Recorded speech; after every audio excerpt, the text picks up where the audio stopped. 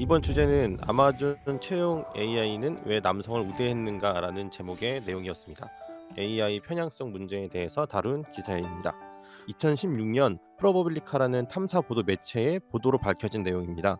미국에서 사용 중인 범죄자의 재범 확률을 예측하는 인공지능 모델이 흑인의 재범 가능성을 백인보다 2배 높게 예측했으나 실제 현실에서의 재범률은 흑인이 오히려 더 낮았다는 내용이었습니다.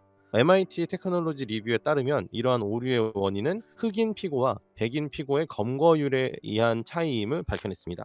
흑인이 백인보다 더 많이 체포되었었기 때문에 데이터상으로는 흑인의 비율이 더 높았고, 그렇기 때문에 흑인의 재범률이 더 높게 평가되었었다는 오류를 발생했다는 이야기를 했습니다.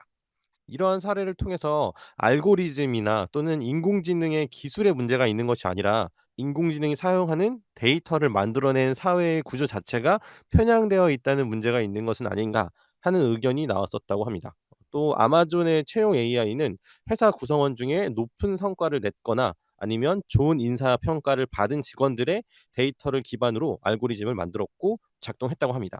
IT 기업의 특성상 남성 직원 수가 많았기 때문에 채용 AI도 그 비율의 영향을 받은 결과를 낼 수밖에 없었습니다. 그런 이유로 결국은 편향성의 문제가 나타나게 되었고 채용 AI 프로그램은 폐기하게 되었다고 합니다. 결국 AI 편향성을 고치기 위해서 두 가지 부분이 필요하다는 결론을 냈습니다. 첫째는 이미 사회에서 공론화된 편향성에 대해서는 어떻게 기술적으로 풀어갈지, 그리고 두 번째는 사회 속에 잠재되어 있었으나 미처 알지 못했던 편향적인 부분이 인공지능을 통해서 밝혀진다면 그것을 또 기술적으로 어떻게 보완해 가야 할지, 이런 부분에 대해서 기획 단계에서부터 생각해 볼 필요가 있다고 말하고 있습니다. 또한 현실적으로 이러한 부분을 전문적으로 테스트하고 안전을 확인해 줄 수 있는 기구가 또 필요하다고 이야기하고 있습니다. 저는 이 기사를 보면서 과연 사회적인 현상인 편향성을 기술이 어떻게 해결할지 또 조금 궁금했고요. 그리고 또 요즘 편향성과 함께 여러 가지 이슈가 되는 사회적 문제가 많은데 이 부분에 대해서 기술적으로 구현할 때 어떻게 해야 될지 그런 부분이 궁금했고, 그리고 AI를 구축을 하다 보면은 저희가 미처 몰랐던 사회적인 편향성이 발견이 될 수도 있을 텐데, 그러면은 AI를 구축하는 과정 자체가 사회의 편향성을 조금 알아내고 수정하고 해결하는 도구로도 사용되지 않을까 하는 생각을 하면서 이 기사를 보았습니다. 혹시 이 기사에 대해서 혹시 사관님과 줄리님은 혹시 이 네. 기사 보시면서 어떤 생각이 드셨었는지 말씀을 부탁드려도 될까요? 네. AI를 이용하는 거는 그 인간이 직접 이렇게 인터뷰를 면접을 봤을 때 그 사람에 대한 객관성이 좀 떨어진 상태에서 음. 판단을 할 수 있잖아요. 예를 들어서 은연중에 뭐 인종이나 뭐 종교, 학연 등등이 은연중에 담겨 있어서 그 사람을 평가를 할 때도 음. 조금 떨어지게 되니 AI를 통해서 객관성을 높여보자, 그래서 그 시스템을 활용한 것 같은데요. 근데 알고 보니까 그 데이터 평형성 때문에 결국 판단하는 것에 또 오류를 범하게 되는 것에 있어서 좀 놀랐어요. 그래서 음. 앞으로 이제 데이터에 있어서도 좀 더 밸리데이션이 필요하지 않을까? 그리고 데이터를 조금 더 많이 받아서 음. 거기에서 데이터 클렌징도 이런 절차가 필요하지 않을까 생각했습니다. 네, 감사합니다. 사원님 의견도 한번 부탁을 드려도 될까요? 저는 관련된 내용을 들으면서요. 지금의 그 인공지능 프로그램들이 상당히 인간의 그 편향된 그 바이어스의 영향을 상당히 받고 있구나. 그런 결과로 해서 이와 같은 이제 여성들을 당초의 취지와는 좀 다르게 결과적으로 차별하게 되는 그런 채용 시스템들이 이제 있었다는 건데요. 아마 제가 알고 있기로는 이것이 실제 채용 시스템에 도입되기 전에 이런 문제점 때문에 폐기가 된 걸로 알고 있습니다.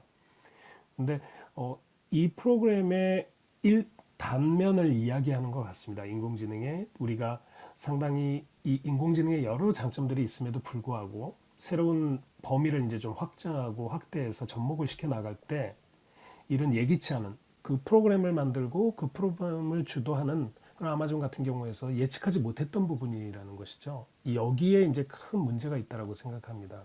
앞으로의 인공지능을 산업화하고 만들어 가고 있을 때 지금 이 순간에도 무엇인가 그 프로그램이 겉으로는 원하는 뜻하는 대로 어떤 결과값들 수행하고 있지만 그 내면에서 이상현상이라든지 이런 것들이 축적되고 있는 부분들에 대해서도 면밀하게 좀 체크를 해야 될 필요가 있고요. 그런 의미에서는 딥러닝 방식 같은 경우에는 이 안에 있는 블랙박스 같은 게 이제 설명이 되지 않는 이런 이 지점은 크게 우리 사회에서도 이런 과학 연구자들의 입장에서도 이제 숙제로 풀어나가려고 하는데, 이 부분에 대한 여러 가지 이제 좀 야기할 수 있는 잠재적인 어떤 불안정한 요소들도 상당히 좀 잘 발전시켜 나가면서 챙겨봐야 될 대목 아닌가 하는 그런 부분을 좀 한번 생각해 보게 됐습니다. 네, 감사합니다. 혹시 유진님 여기에 대해서 첨언해 주실 말씀이 있으실까요? 저 같은 경우는 탑다운으로 갈 거냐, 이제 바텀업으로 갈 거냐, 이게 이제 현재 모델이 머신러닝 그 소프트웨어 모델이 제가 저번에 성공 모델이라고 했잖아요. 그러니까 우리가 누군가 윤리를 아는 사람도 있어야 되고, 누군가 전문가가 정말 공정한 객관성을 판단해 주는 사람이 어, 있어야 이게 작동을 하잖아요. 그리고 퇴치를 하고 계속. 그러니까 이런 그 성공 모델 말고 저는 조금 이렇게 생각을 바꿔서 좀 실패 모델로 한번 해보면 어떨까. 가령 예를 들면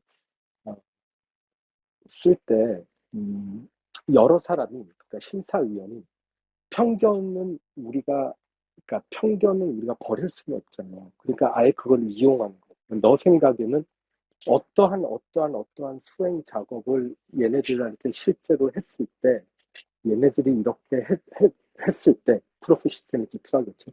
했을 때 공정하게 뽑는, 투명해서. 그래서 이제 지원하는 사람도 투명하게 내가 어떤 수행 절차를 해야 된다는 것도 알고, 그 다음에 그거는 공정하게 인공지능이 프로프만 해주는 거죠. 아, 이 사람이, 그 심사위원이 A가 한 거를 너는 통과했어. 너는 내 팀으로 와. 예를 들면 그런 거죠. 그러니까 이런 식의 방법도 충분히 생각해 볼 수 있을 것 같아요. 되게 좋을 것 같아요. 편향성을 아예 인정을 하는 거죠. 실패 모델로 만들고. 그게 다 좋다 나쁘다 뭐 그건 처음부터 누가 얘기할 수 있겠어요. 모르겠습니다. 네. 네네, 알겠습니다.